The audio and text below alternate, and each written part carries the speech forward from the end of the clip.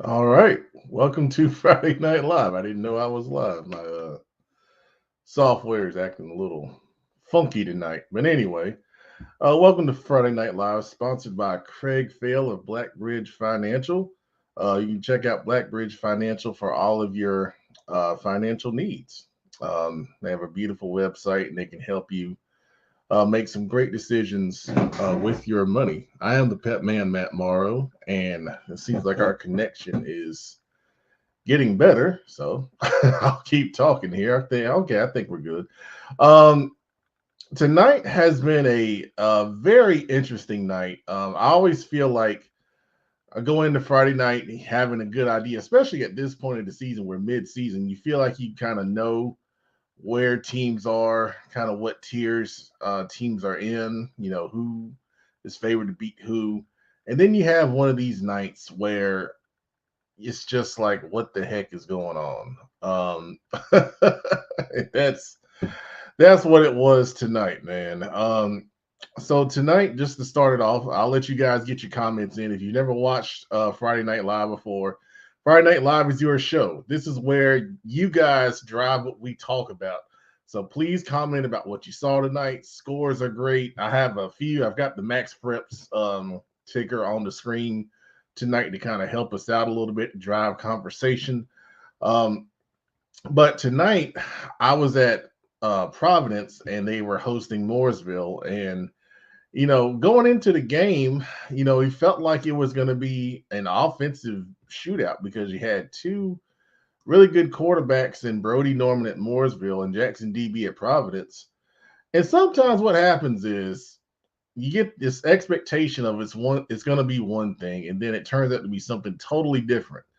And that's what happened tonight. This ended up being a defensive grind out, um, kind of game. And Mooresville ended up winning 18-6. In the first half, Mooresville came out and Jadarius McComb scored the first touchdown of the game. They give them a 6-0 lead, a 7-0 lead, and then the defense forced a safety on Providence and had a 9-0 lead. And they took that into halftime. Um, I thought Morrisville would get a good job of consistently getting pressure on Jackson DB and the Providence offense. They never could get into a consistent rhythm. And you guys know if you're not in a rhythm, offensively, it makes it very hard to just overall execute, call plays, get a feel for the game, all those kind of things. In the third quarter, Providence came out and they cut it to 9-6. Jackson DB had a nice touchdown pass to Keelan Shelton for about 30 yards. And at that point, the momentum was switching. Um, Providence had Mooresville in a third down. It was a third and long. And the one thing that really hurt Providence tonight was jumping off sides. They had to jump off sides maybe 5 or 6 times on defense. And I know that drives, Coach Reward crazy. And it was those little things that shorten, some of those third and longs, some of those second and longs into more manageable yardage situations where Mooresville was able to stay on the field and convert. And the drive after, it was 9-6, and they got an offsides penalty. They were able to convert a third down that kept the drive going. And it was a great drive where Mooresville mixed in some run and some pass, and then Brody Norman ended up scored on a short 2-yard touchdown run to make it 15-6. And at that point, I felt like when it got to 2 scores, I felt like Mooresville was going to win the game, and they pretty much stayed in the control after that point. After that, the defense came out, they fixed their issues. Providence went 3 and out. And then Mooresville pretty much controlled the game from there. They attacked on a field goal by Andrew Cummings from 36 yards out, and he's got a great leg. They had several touchbacks in the game, and that made it 18-6. And then, Mooresville went on to run out the clock and win the game. We got some great interviews from Jadarius McCombs, J-Man, linebacker Jamari Farmer. I thought his interview was really fun. And then head coach Zach Mayo. Those are out on our social media right now. You can feel free to go check those out. I think J-Man's here. Yeah, he's here. Where is he? Yeah, I'm glad. I appreciate you, man. We get players that tune in from time to time. You've become a dedicated viewer, and I'm gonna shout you out any chance I get, man. But great game tonight. It was good to talk with you too, man. I appreciate that. All right, let's go to your comments. First of all, the chat administrator, we didn't get our selfie. After the game, we do our interviews, and I never know how much time goes by when we're on the field and doing that kind of stuff. So we didn't get our selfie, but I got a feeling I'm gonna see Morrisville again at some point, and we'll get it then. But yeah, it was definitely a defensive grind. It definitely was. And I got to shout out Providence's defense too. I mean, they did a really good job. Morrisville came into this game averaging a ton of points per game on offense this year, and that was the first time I think they've really been held down in that manner this season. To be honest with you. All right, James Law coming in says Huff won 54-0 over West Meck. The Huff Huskies are on a mission. They are on a mission. And I believe the next 2 weeks that business is going to pick up for them. I think they've got West Charlotte and Mallard Creek the next 2 weeks. If I'm wrong, please correct me. But I think business is going to pick up for the Huskies, and I think they're ready. And I think they are really playing with a chip on their shoulder. And when you get teams that have that, perceived lack of respect, it can carry you. It can carry you a long way. And they've got a chip on their shoulder up there. They feel like they're not being talked about like some of the best teams highly ranked in the state. And I think this year is a different kind of feel to Huff overall. And they're showing that week in and week out for sure. This score right here. First of all, yeah, the message here is I'm glad two Asheville teams were able to play. If anyone knows where they played, that'd be great to know because, when chat administrator sent this to me, I said, I have no idea. I didn't even know they were playing. But what a wild one, 72-70. God gracious.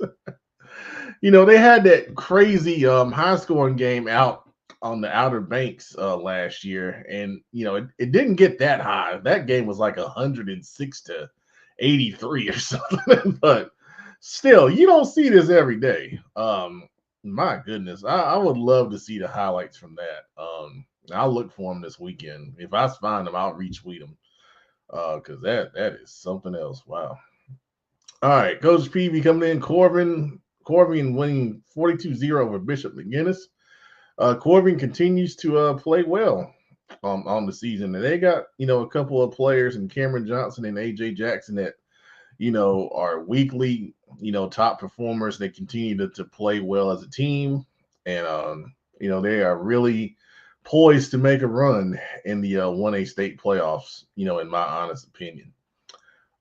Jason McCrory checking in. RG Kill 47-0 over Barry. Wide open SOMAC conference. RG Kill is going to be one of the teams that are going to be in the mix, to be contending for a conference championship, plain and simple. And that Barry team had some moments against South Meck last week, so it's a good win for the Knights. Don't forget about them. Dudley boys 49-6. Who did y'all play? I'm on the Charlotte section on Max Prep, so I can't look it up. I can switch to Greensboro. But let me know who y'all played, because either way, it's impressive, and you guys are a machine. And it's one of those things that Dudley plays in a kind of a weaker conference, and playoffs they won't really be tested going into it, but they've got so much talent up there that once they hit a little resistance, it'll be interesting to see how they handle that. But they are a great football team, for sure. All right. Let's see. Armani Bird. Yeah, well, that's good. That's good. I kept getting updates on that Northwestern Clover game, and it's always good to see a team that's going to play all the way through. That's really good, man. That's I mean, Northwestern is a machine. I mean, they're just a machine, and we saw that in week one when they, came back to beat Huff. When they like you're saying, they could have easily gave up in that game, and they came back and won. So you never know. You never know what's going to happen in high school football, and it's a long season. Sometimes when these playoffs and these second matchups happen, the first game you throw it out the window because it doesn't matter. So there you go, Armani. Big Eye. What's up, man? I saw you guys won. It's on the screen actually, 68-7. Yeah, I saw it was 61-7 at halftime. So I figured you guys would bounce back after that one last week, man. Congratulations, for sure. Let's see here. What's up, Nikisha? Nice to see that you're here as usual. Appreciate it. Huff averages 50. Yeah, that's based on what I've seen. That's accurate. That's definitely accurate. Oh man. Mr. Moore coming in. Ashbrook 41, North Gaston 13. Ashbrook 5-1. Hey, Ashbrook, you guys are back in the conference championship race because South Point knocked off Crest. I don't know if everybody knows that, but South Point won 27-26 over Crest. You can call it an upset, but those two teams are always neck and neck, no matter what the records are. So that Big South is opening up.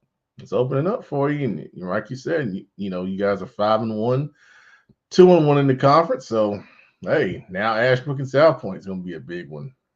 There you go. Oh man. Chat administrator with some scores. West Cabarrus 23, Lake Norman 16. I'm telling you, man, I cannot pick West Cabarrus games to save my life. I have gotten them wrong, I think, 3 times this season, at least. But that's one of those games I was making reference to when we started the show. It's like you see what Lake Norman did to A.L. Brown, just complete domination. And you think they're, on this upward trend, and we're going to have a big clash the last week of the regular season between Lake Norman and Mooresville for a conference championship. But then you got West Cabarrus coming in and upsetting the apple cart, So shout out to West Cabarrus, man. That is a really good win. That is a really good win for sure. Cox Mill taking A.L. Brown to the limit. A.L. Brown pulling it out 21-14. And then Hickory Ridge taking South Iredale to the limit, 32-27. 2 teams that have been struggling in Cox Mill and Hickory Ridge, really showing some strong improvement and, pushing some favored opponents to the brink there. So one thing I know in the greater Metro 4 is you don't know what's going to happen on Friday night. You have no idea what's going to happen, man. Oh, good gracious. Wow. So Big Eye is checking in. They're 68-7. Yeah, I went to East Mac Garinger on Monday, and starting off that game, if you look at the highlights that I put up, Garinger on the first play of scrimmage got a turnover. They forced a fumble from East Mac and got a turnover. They had several good defensive plays against East Mac. Offensively, they have some guys that can make some plays. They have some athletic guys with some speed. But I think it's just one of those things where it's unfortunate that, the situation happened and, the head coach, Coach Lloyd, is not around right now. Because I think if they have, their whole, coaching staff together, they can, be better off. Obviously, when you lose your head coach, it makes things a lot more difficult. And but we've said this for years about Garinger. I coached against Garinger when they were dang on good, man. 2010, I was at Harding as offensive coordinator, and Garinger. We played Garinger at the last game of the season, and we needed to win to improve our playoff seeding. And the players were just kind of, blowing them off like they weren't very good, and the whole perception around Garinger, whatever. But they were good that year, man. They were like 6-4, and they had a defensive end who had like 22 sacks that season, and we couldn't block them. They came up with a great defensive scheme against us. We love to throw outside the numbers. It was easier for our quarterback to read the defense that way. We tried to have, half field reads and make it easy for him, get the ball out quick. We had an all observer receiver in Preston Earl. And those guys played us in a great cover two scheme that took away a lot of our quick stuff. We love to hit the flat and do some things. And they were a dang on good football team, man. They were dang on good, man. So if you get the right group of kids over there and you get stability in the coaching staff, because that's what they had. Coach Carter was their head coach, and he stayed there for 4 years, and they grew that team. And I believe that was the last run that team had, because the next year is when they kind of started to fall off, when Coach Carter had left and they had a new head coach in there. And then something happened early into that next season where he left the program. And then since then, it's been really tough. But if you get stability, you get a head coach in there that can stick in the program, you get some good assistants to stay there for a few years, keep a group of kids together, grow them through the JV, get them into the varsity, and then you just have some stability. That's the thing that's been missing, man. And we can do a whole show on Garinger, and we can talk about all the things that have happened. But every time I see someone talking about Garinger, it kind of triggers me a little bit, because I know those guys can be good, and I struggled against them as an OC when they were good, because they were well coached and they had athletes, and they had good schemes. So thank you for letting me get that out. All right. Thank you, Doug. Yeah, Smith. Yeah, Coach Lash over at Smith. Yeah, that is a rivalry up there. All right, good stuff, man. Zoom says Statesville 21, Fred T40. Ugly game. What made it ugly? It looked like some good defense for Statesville, at least. Let us know, Zoom. Let us know. Mr. Faile, the man that sponsors this Friday Night Live show. Yeah.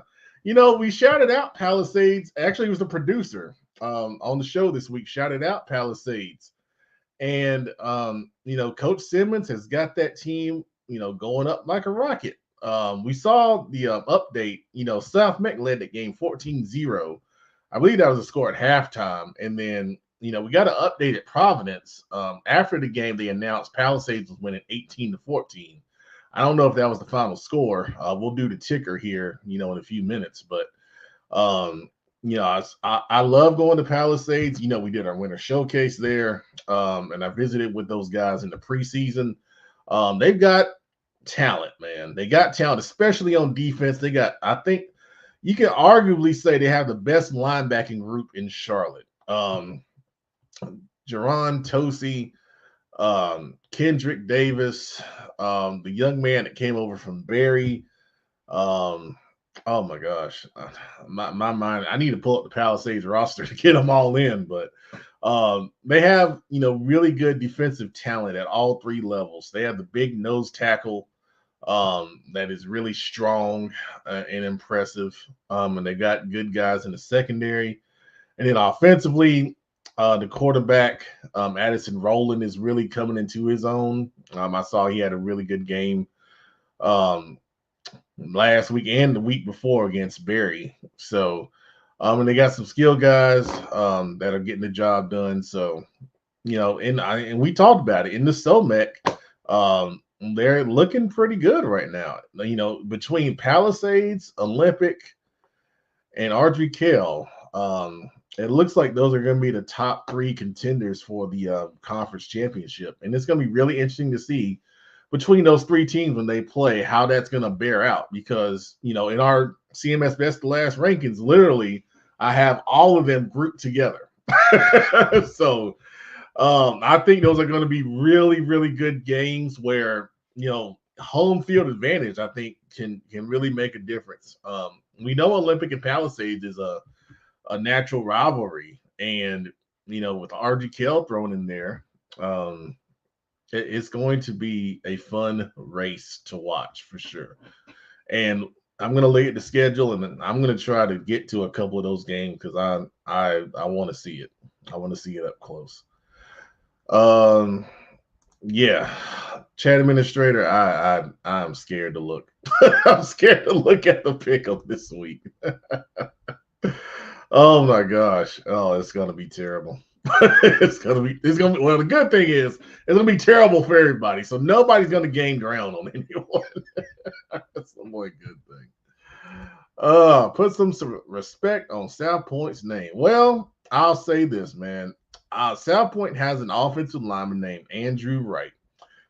Came to our showcase and he was named our spring showcase and was named an MVP for the offensive line. I really think he is a big time player that nobody really knows about just yet, but they will. He explodes off the football in the run game. He showed in camp situation because you guys, obviously run the red bone down there. If they red bone triple option for those that don't know. So you don't get to pass protect a lot, but he shows in the camps that he can pass protect very well. Patrick Blee is a wonderful athlete. Meeting those guys for an extended period of time at the Gaston County Media Day. I really love your coach, Adam Hodge. I think he's a personable guy to talk to. But they're keeping a tradition together down there. And a matter of fact, I will tell you that if you go back to our previous shows, I picked South Point to be the number one team in Gaston County. So this man right here has had plenty of respect for South Point for a long time. A long time. So I know it's the saying. I'm not picking on you, Dirk, but I'm just saying. All right, Shannon said, "Oh, next week, Kings Mountain South. There, that's a big one. That's a big one for sure." And thank you for this update right here on time. Kings Mountain 41-23 over Forest View. Yeah, that's gonna be a big one. That's gonna be a big one. Good stuff.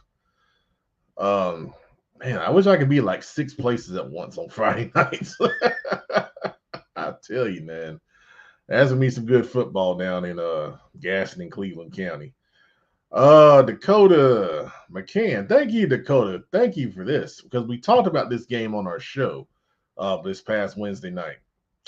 East Forsyth 35, Mount Tabor 28. Big game, yeah. That was a big game in the state.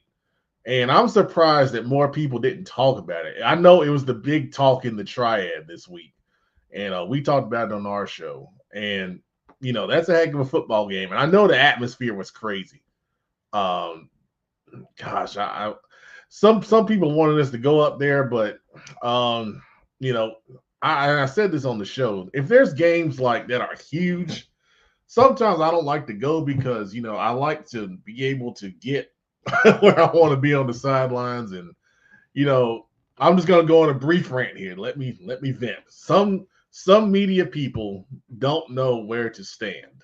There's a common courtesy that, this should be extended, between, and most of the media here in Charlotte, we know each other and everyone, kind of stays out the way. But there are some people that, have media access that just don't know where to be.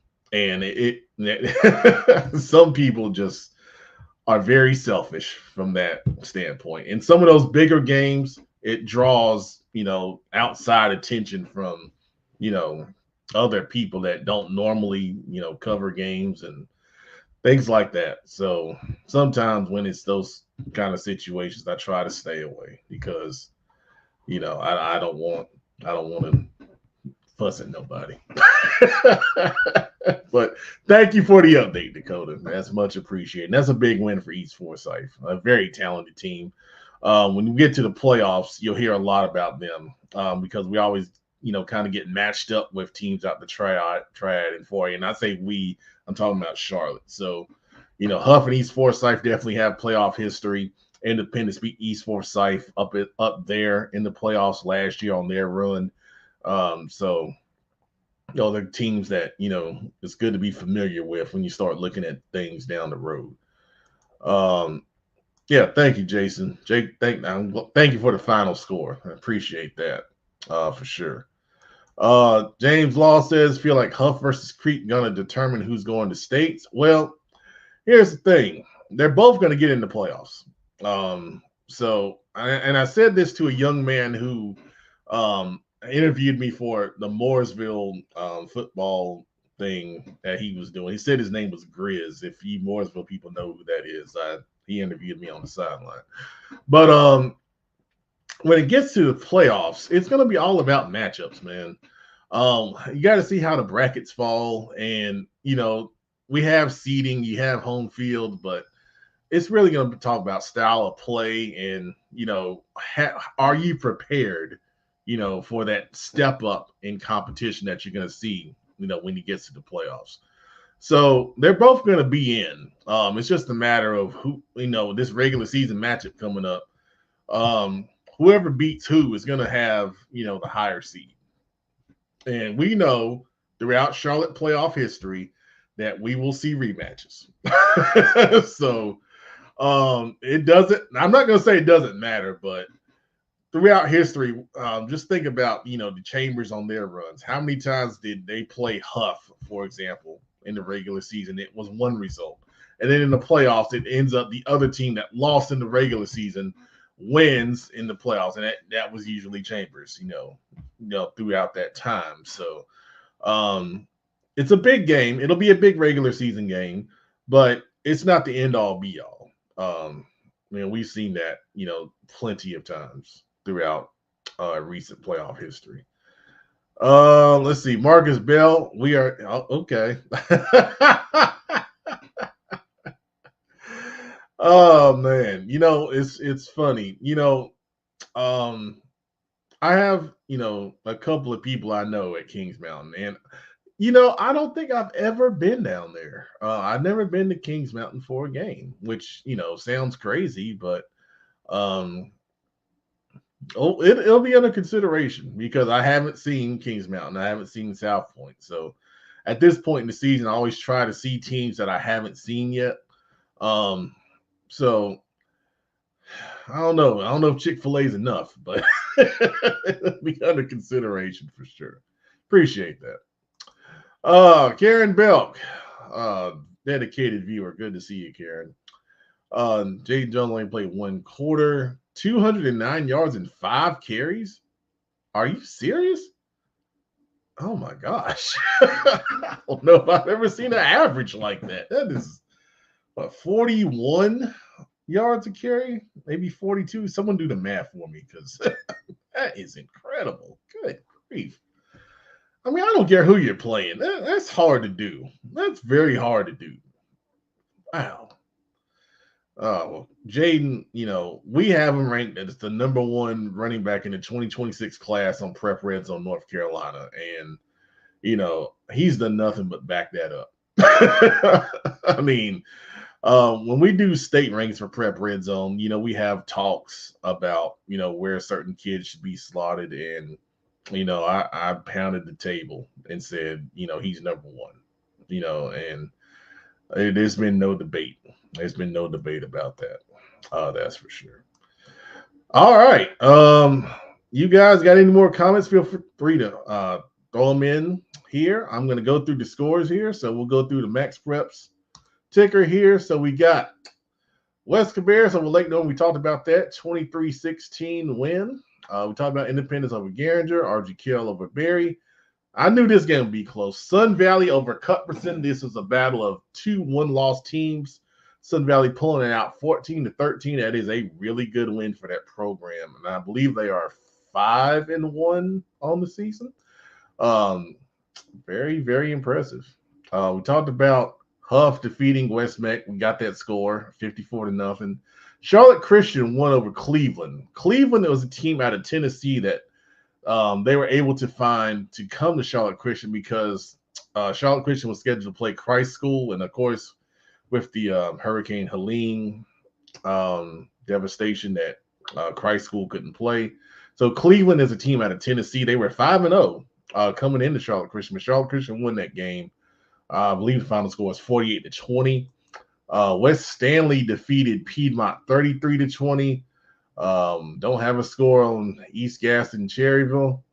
That is a final Southern win, defeated Central Bears 27-18. Charlotte Catholic over Rocky River 28-6. Our buddy the Engine had a 2-game winning streak, but they got shut down. But I mean, to be honest with you, they hung in there. Some people might have expected a bigger margin there. So, there you go.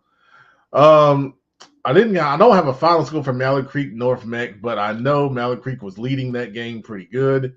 I have not seen any updates on Harding and Chambers, so if someone knows the final there, please share that with us.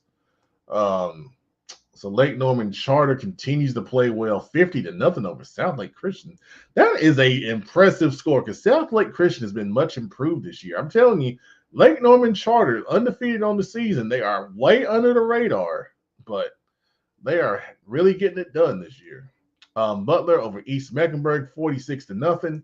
Shout out to Coach Brian Hales. They had a ceremony for him tonight over at Butler High School during halftime, honoring him or having the field named after him. So, awesome stuff. And don't look now, but Butler is on a roll. Okay, they've won 3 in a row, and they are still undefeated in the conference. And it's now you got a 3-team race between Butler, Charlotte Catholic, and Independence in that Southwestern 4A. And if Butler can run the table and win the conference, boy, who saw that narrative coming, huh? That's a testament to that coaching staff led by Glenwood Furby. It's good stuff. I gotta talk about this. Monroe over Forest Hills 34-9. This has nothing to do with the teams on the field. Shout out to Monroe. That's a good win for them. But per Langston Works in the Charlotte Observer, there was more fighting at this game. This game had to be finished without fans in the stands. You can go to the Charlotte Observer. I think they've put out an article with some details. I haven't read it yet. But I don't know what we need to do to stop this foolishness. This has happened twice the last 2 years. You guys remember this last year? This game was at Monroe, and they had the same issue, and they had to stop the game. So 2 years in a row between these two teams. I'm not going to get on my soapbox right now. I'm going to save it for the Wednesday show, Football Focus Weekly, but it makes no sense to me that this continues to happen 2 years in a row. It's just, I'm incredulous at this. It's crazy. This was a great game. Paris Lytle on Twitter, thank you for your updates. You kept, letting us know what was going on here. So Marvin Ridge came back. Porter Ridge was leading this game for most of the game. But Marvin Ridge came back and won this game 22-21. And it continues the narrative that I don't know anything about Marvin Ridge. I think every time I predicted them to win, they lose. And then when I predict them to lose, they win. They're a good football team. Aubrey Carter, head coach down there, does a great job. But I don't know. I don't know what's going to happen. But that's a great conference. We talked about Sun Valley and Cuthbertson, Marvin Ridge and Porter Ridge, both in the same conference in Union County. Both games 1-point victories. You talk about 4 teams that are really well coached, good talent. Those games can go either way when they match up. And then you put Weddington on top of that in the same league. Really good football down in Union County for sure. Northwest Cabarrus over West Rowan 30-21. I thought that'd be a good game. I saw Josiah McLean. I got tagged. Another pick 6 linebacker / strong safety for Northwest Cabarrus is having a great junior season. Shout out to him. South Iredale Hickory Ridge. You talked about this earlier with the chat administrator. South Iredale pulling that out 32-27. Good win for that program. Brandon Hunt, thank you for this update right here. Metrolina beat Mount Zion Christian 42-20. Good win for Metrolina right there. Of course, we talked about Mooresville Province. We talked about Palisades, South Meck. Olympic defeated Ballantyne Ridge 56-0. Concord over Carson 24-3. Let's see here. We don't have a Pine Lake update. Covenant Day, Asheville School. Of course, Asheville School's part of the Hurricane Helene issues. That game was canceled. Anson County, big over Parkwood, 38-0. West Charlotte, we put that on the screen earlier, 47-0 over Hopewell. We're talking about A.L. Brown over Cox Mill, 21-14. This score is correct. This is correct. When you see a score like this, she gives you pause like, whoa. But J.M. Robinson defeated Ace Rowan 83-0. Wow. 83-0. That's one of those scores that gives you some wow. That's a wow score. Because you think about it this way. 42-point lead happens, you hit a running clock. So they had a running clock, and they still got to 83-0. That's hard to do. Because if you've been at a running clock game, that clock runs fast. It runs fast, man. So that's saying something right there. That's saying something. Salisbury over South Davidson 64-0. It looks like Salisbury is kind of reverting back to who they are. Richmond over Hope County 44-20. Richmond really getting it going. They're looking good. Northwood big over East Davidson 60-6. Rock Hill with a close victory over Fort Mill 28-23. Burns over Bessemer City big 48-0. Mount Pleasant did defeat South Stanley. That was a good football game. It was 35-30 Mount Pleasant over South Stanley. I'll tell you, man, South Stanley has gone. They are really playing some good football with Coach Schenkel and those guys. He has completely turned that program around, and he doesn't get enough credit for what he's doing down there because South Stanley was a team just 2 years ago that was really, really struggling. That is awesome, man. So talk about Northwestern over Clover. East Lincoln with a big win over West Iredale, 41-10. I'm pretty sure Shelby defeated Highland Tech. I didn't get a final on that, but they were up pretty big. No update on Hickory Grove, Bonnie Cone. South Point huge over Camden, 64-0. Wow, South Point. My friend Bobby Collins. That's strong right there. That's strong stuff. Ashbrook over North Gaston. We talked about that. Talked about South Point over Crest. Indian Land getting a win over Nation 4 at 36-28 in a good football game. I saw updates on that. That was a close one all the way through. North Stanley over Union Academy 21-7. We talked about Statesville and Fred T. Ford. There's Kings Mountain Forest View we discussed. And that's pretty much it from the Charlotte metro area. So let's see if we got anything else in the comment bucket. Karen Belk says, man, any consolation? Nick said, what? All right. Well, thank you for that, Karen.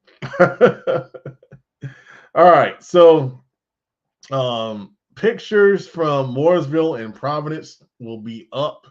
Well, they actually are up now. I'll post the link out on social media here shortly. We'll start working on highlights from Mooresville and Providence. We'll have a highlight package if you're a night owl like me. If you stay up a couple hours, you'll see it. But if you're not, you'll see it in the morning. I think that's it for Friday Night Live. So we appreciate everybody watching. Once again, Friday Night Live is sponsored by Craig Faile, who is the owner of Blackbridge Financial. Make sure you check out Blackbridge Financial for all your financial needs. They do a great job with telling you or helping you manage your finances and your money. All right. Thanks for watching, everybody. Make sure you check us out Wednesday night on Football Focus Weekly on these same outlets at 8 p.m. Have a good weekend. We'll see you soon.